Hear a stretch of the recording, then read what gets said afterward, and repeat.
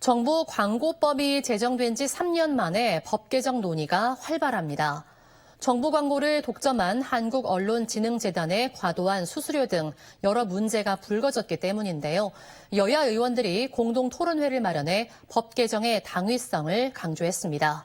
민방 공동취재단 정석헌 기자의 보도입니다.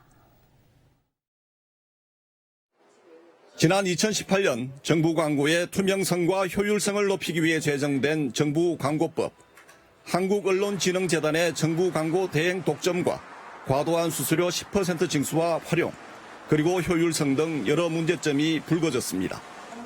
정부 광고법의 이 같은 부작용과 문제점의 원인으로 국민과 소통을 위한 공공 커뮤니케이션의 전략 부재와 수탁기관의 전문성과 역량 부족이 지적됐습니다.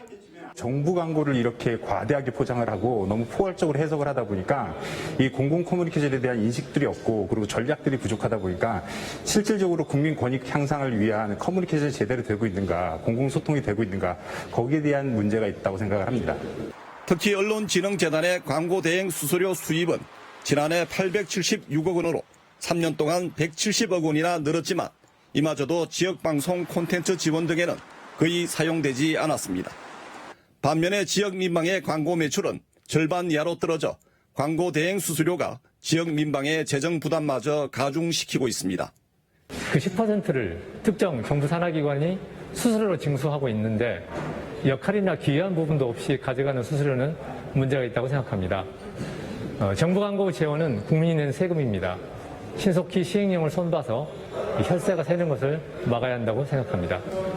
또한 수탁기관의 독점 해소를 위한 이원화와 함께 정부와 지자체 협찬 고지의 광고 제외, 그리고 지역 방송을 포함한 수수료의 공익적 활용도 강조됐습니다.